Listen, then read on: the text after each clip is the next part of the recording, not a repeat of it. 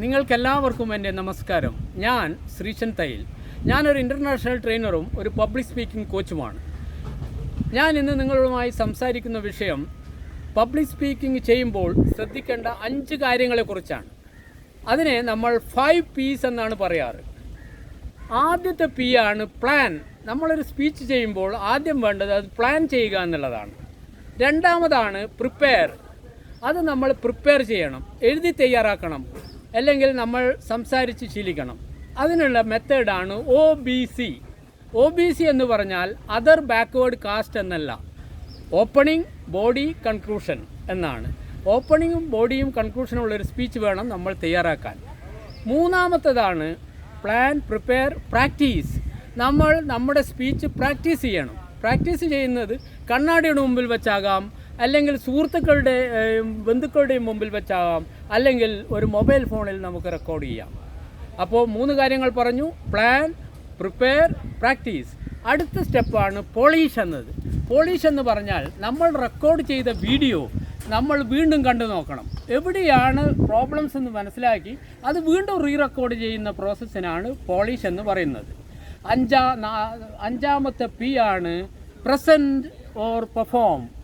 നമ്മൾ എങ്ങനെ പ്രസൻറ്റ് ചെയ്യണമെന്നുള്ളത് നമ്മൾ അറിഞ്ഞിരിക്കണം. പ്രസൻറ്റ് ചെയ്യുമ്പോൾ 3 കാര്യങ്ങളാണ് നമ്മൾ ശ്രദ്ധിക്കേണ്ടത്. 1 നമ്മുടെ ബോഡി ലാംഗ്വേജ് ആണ്. 2 നമ്മുടെ വോയിസ് മോഡുലേഷനാണ്. 3 നമ്മുടെ പവർ ഓഫ് വേർഡ്സ് ആണ്. ബോഡി ലാംഗ്വേജിൽ നമ്മൾ ശ്രദ്ധിക്കേണ്ട കാര്യം എന്ന് പറയുന്നത് നമ്മുടെ ഡ്രസ് കോഡാണ്.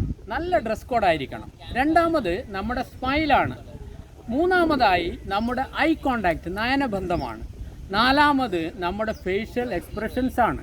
സങ്കടം വരുമ്പോൾ സങ്കടത്തോടെയും സന്തോഷം വരുമ്പോൾ സന്തോഷത്തോടെയും സംസാരിക്കാൻ പഠിക്കണം. അഞ്ചാമതായി നമ്മുടെ ഹാൻഡ് ജസ്റ്റേഴ്സ് ആണ്, നമ്മുടെ കൈകളുടെ ചലനം. ഇന്ത്യ ഒരു വലിയ രാജ്യമാണെന്ന് പറയുമ്പോൾ നമ്മളെ കൊട്ടത്തേങ്ങ പോലെ കൈയാക്കി പറയാൻ പാടില്ല. ഇന്ത്യ ഒരു വലിയ രാജ്യമാണെന്ന് പറയണം. അതാണ് ശരിയായ ഹാൻഡ് ജസ്റ്റേഴ്സ്. അടുത്തതാണ് നമ്മുടെ പോസ്ചർ. പല ആളുകളും വന്ന് സ്റ്റേജിൻ്റെ മുന്നിൽ നിൽക്കുന്നത് ഒരു വളഞ്ഞ കുടം പോലെയാണ്. നമ്മൾ നിവർന്ന് നിന്ന് സംസാരിക്കാൻ പഠിക്കണം. ആറാമത് നമ്മുടെ പ്രോക്സിമിറ്റിയാണ്. നമ്മളുടെ ഓഡിയൻസ് നമ്മളുമായി ഒരു അകലം പാലിക്കാൻ നമ്മൾ ശ്രമിക്കണം.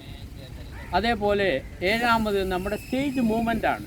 നമ്മൾ സ്റ്റേജിൽ നിന്നും ലെഫ്റ്റിൽ നിന്ന് റൈറ്റിലേക്ക് തിരിയുമ്പോൾ പോസ് ചെയ്ത് ഓരോ കാര്യങ്ങൾ പറയുന്നതിനനുസരിച്ച് വേണം മൂവ് ചെയ്യാൻ. അതേപോലെ നമ്മുടെ വോയിസ് മോഡുലേഷനിൽ ശ്രദ്ധിക്കേണ്ട കാര്യങ്ങളെന്ന് പറയുന്നത് നമ്മുടെ ശബ്ദം ഉയർത്തിയും താഴ്ത്തിയും സംസാരിക്കുക എന്നുള്ളതാണ്. ചില സ്ഥലങ്ങളിൽ പോസ് വേണ്ടിവരും, അങ്ങനെ പോസ് ചെയ്യണം. അവസാനമായി പവർ ഓഫ് വേർഡ്സ്. നമ്മുടെ കണ്ടൻറ്റ് എങ്ങനെ ഡെലിവർ ചെയ്യണം എന്ന് നമുക്ക് നോക്കാം. കണ്ടൻറ്റ് ഡെലിവറി ചെയ്യുമ്പോൾ 5 Eകൾ നമ്മൾ മറക്കരുത്. അതായത് ഓഡിയൻസിനെ എംപവർ ചെയ്യാൻ പഠിക്കണം. അതേപോലെ നമ്മൾ ഓഡിയൻസിനെ എൻ്റർടൈൻ ചെയ്യാൻ പഠിക്കണം.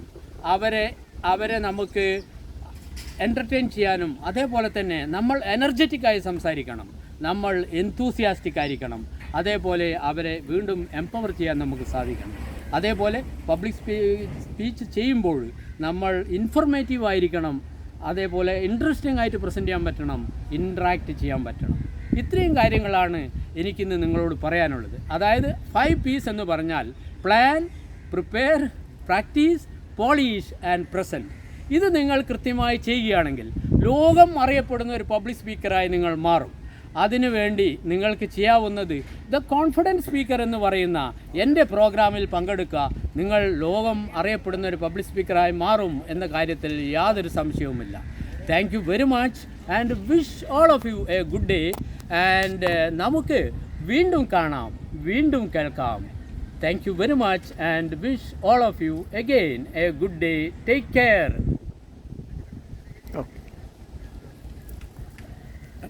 കട്ട് ചെയ്തു സാർ.